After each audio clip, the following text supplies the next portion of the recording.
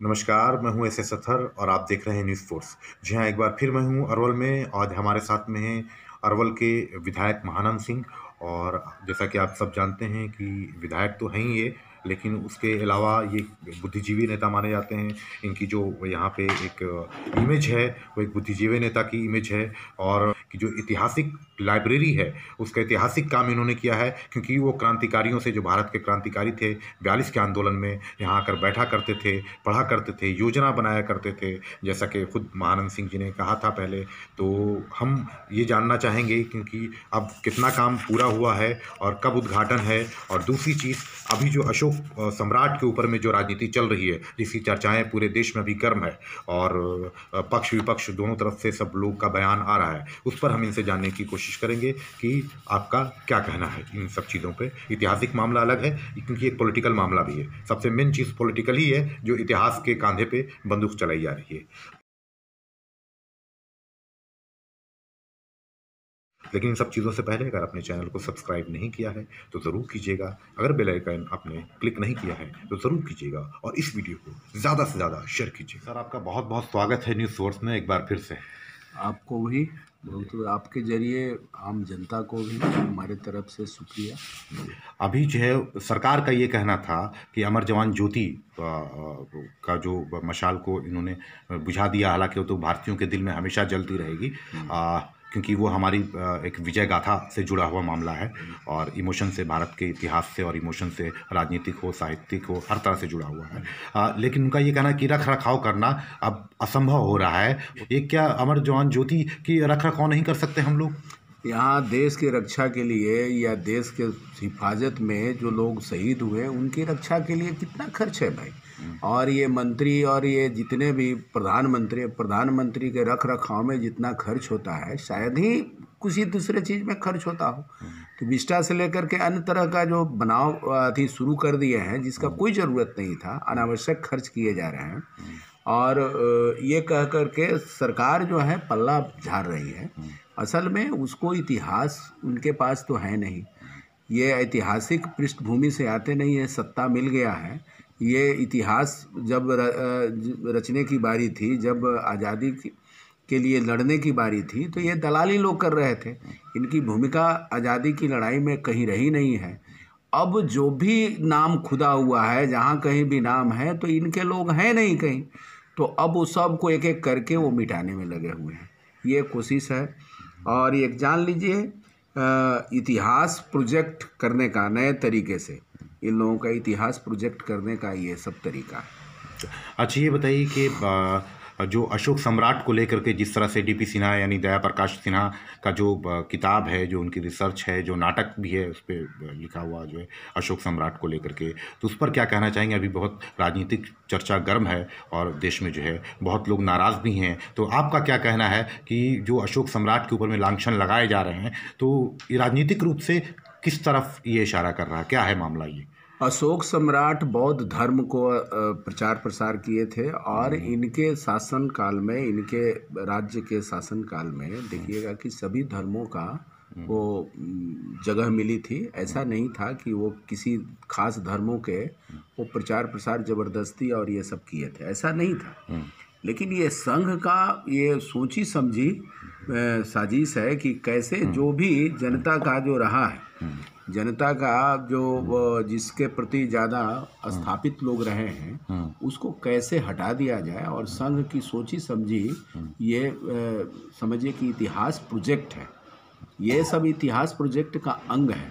जैसे इनके द्वारा, डीपी सिन्हा के द्वारा ये अशोक सम्राट पर हमला, और कंगना रनावत के जरिए आप आज़ादी के तिथि पर हमला, तो ये सब सोची समझी साजिश है। और मान ले जाए कि अशोक सम्राट, गांधी जी, बाबा साहेब, इन लोगों पर हमला नहीं करेंगे, इन लोगों का जो जनमानस में जो जगह है, जो पूरे जो जनमानस में इनकी जो भूमिका है और जो सम्मान है, अब ये सम्मान को ये करने के लिए, गिराने के लिए, सम्मान जो दृष्टि है उसको हटाने के लिए तो गलत सलत प्रचार करते ही हैं। गलत सलत प्रचार करके चाहते हैं कि जनता के जनमानस में जो इनकी जो भूमिका रही है, इनका जो सम्मान रहा है, उसको पहले काट दिया जाए।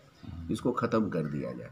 और जैसे ही ख़त्म हो जाएगा, गांधी को लोग गाली देने लग जाएंगे, बाबा साहेब को गाली देने लग जाएंगे, अशोक सम्राट को गाली देने लग जाएंगे, तो आपको बौद्ध धर्म आदि सब के प्रति नफरत होने लगेगा। लेकिन जो बौद्ध धर्म मानने वाले लोगों को कत्लेआम करने वाले जो लोग रहे हैं, और उसी के वंशज लोग जो हैं, उसी के अनुयायी या उसी धर्म को स्थापित करने के लिए ये ललायित हैं और उत्सुक हैं। मनुवादी लोग जो है, इसी तरह से ये लोग देखिएगा कि किसी तरह से वो चाहते हैं कि उसको स्थापित करें।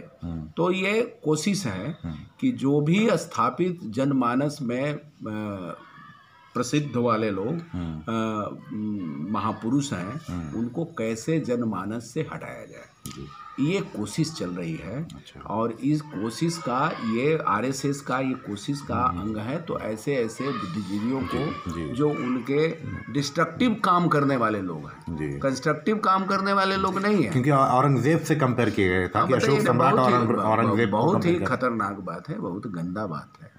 ये इन्होंने तो अपने बेटा और बेटी को देखिएगा कि पूरे भेज दिए थे ये प्रचार प्रसार के लिए, ऐसा थोड़ी है, ये बहुत गलत बात है।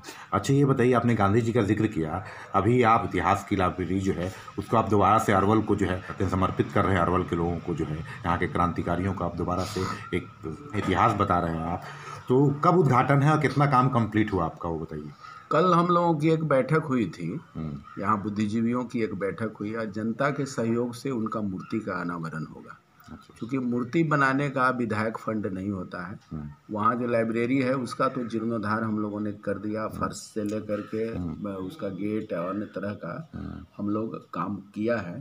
लेकिन आप देखिएगा कि मूर्ति लगाने का काम जो है वो जनता के सहयोग से हो रहा है। तो हमने देखा कि जनता का सहयोग बहुत ही मिल रहा है और जनता का सम्मान गांधी जी के प्रति कितना है इससे स्पष्ट होता है।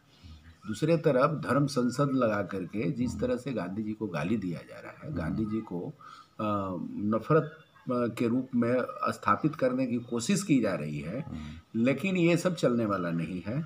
यहाँ जनता ने, अरवल की जनता सीधे गांधी जी को फिर से स्थापित करने के लिए मूर्ति का स्थापित कर रहे हैं। ऐसे दौर में ये काबिले तारीफ है। यहाँ के हम बुद्धिजीवियों को, यहाँ की जनता को हम शुक्रिया अदा करते हैं। 30 जनवरी को जब जिस दिन गांधी जी की शहादत हुई थी, गोडसे एक तरफ गोडसे हैं, एक तरफ गांधी जी हैं। एक जो है जिनकी हत्या कर दी गई है वो हत्यारे हैं। तो दोनों को पूजना, ये भाजपा वाले चूँकि गांधी स्थापित हैं, धीरे धीरे कोशिश कर रहे हैं कि जब तक स्थापित रहेंगे जनमानस में गांधी जी को पूजो। जैसे ही गांधी जी के जनमानस से हटा दिया जाएगा, वो तुरंत गांधी जी को भी हटा देना चाहते हैं और गोडसे को स्थापित करना चाहते हैं। तो ये उनकी जो पॉलिसी है इतिहास को पलट देने का, तो इस पॉलिसी के खिलाफ हम लोगों का ये लड़ाई है, ये जारी है। और यहाँ अरवल की जनता इसको बखूबी 30 तारीख को जो उनकी शहादत दिवस है, जिस दिन हम गांधी जी के शहादत दिवस पर हम लोग उनको श्रद्धांजलि देंगे, उनकी मूर्ति का अनावरण होगा। कॉमरेड दीपंकर भट्टाचार्य, संदीप सौरभ, ये आपके लाइब्रेरी के सभापति हैं, सुदामा प्रसाद, रामबली यादव, कई विधायक गणमान्य लोग इसमें शामिल होंगे, कई बुद्धिजीवी लोग शामिल होंगे और 30 तारीख का इसका उद्घाटन होगा। टाइम फिक्स किया, कौन कितने बजे का है? कुछ 12 बजे से कार्यक्रम शुरू होगा, 1-2 घंटे का कार्यक्रम होगा। शॉर्ट कोरोना काल का है, इसलिए कोरोना के सारे गाइडलाइन का हम लोग फॉलो करते हुए उस कार्यक्रम को सफल बनाएं। अच्छा, आखिरी सवाल, आप लगातार जो है जिस तरह से यहाँ पे क्रांतिकारियों का जो है दोबारा से आपने इतिहास को जिंदा किया है, और उस तरह से भी एक शहीद हुए थे जो हमने भी कवर किया था आपके, उमाकांत जी, तो उनको लेकर के आप संघर्ष कर रहे थे कि उनके नाम से जो है मैदान रखा जाए। तो आपने बोला भी कि मंत्री जी ने एक्सेप्ट कर लिया है, क्योंकि आपने जो लेटर आपने डाला था सोशल मीडिया पे, उस लेटर के बिहाफ पे मैंने भी ये न्यूज़ दी थी। तो कहाँ तक काम पहुँचा और क्या है मामला, थोड़ा बताएंगे आप इसको? अभी तक मिर्जा बिघा के रहने वाले उमाकांत कुमार, जो आपके बगल में जो वैना का जो मैदान है, वैना का मैदान में बहादुरपुर वैना का मैदान है, वहीं पर वो दौड़ने दौड़ते थे और दौड़ करके फिजिकल फिटनेस के रूप में वहाँ वो फिट हुए। तो उन्हीं के नाम पर उस मैदान का नाम और रखने का हमने एक आवेदन दिया था। जैसे ही जिस दिन उनका निधन हुआ, पार्थिव शरीर पहुंचा, तो उसी दिन हम उनका ये दिए थे। तो ऐसी स्थिति में सरकार ने, मंत्री जी ने अरवल को निर्देश किए हैं कि उसको जल्दी उसको बनवाया जाए उनके नाम पर, जिस मैदान का नाम रखा जाए, उन नाम पर रखा जाए और एक स्टेडियम के रूप में स्थापित किया जाए, उसको बनाया जाए। ये जो निर्देश दिया है ये बहुत बड़ा उपलब्धि है और शहीद के नाम पर वहाँ हो जाएगा, स्टेडियम हो जाएगा, खेल का मैदान बढ़िया हो जाएगा। ये हमारे लिए बहुत बड़ा उपलब्धि होगा, वहाँ के नौजवानों के लिए उपलब्धि होगा।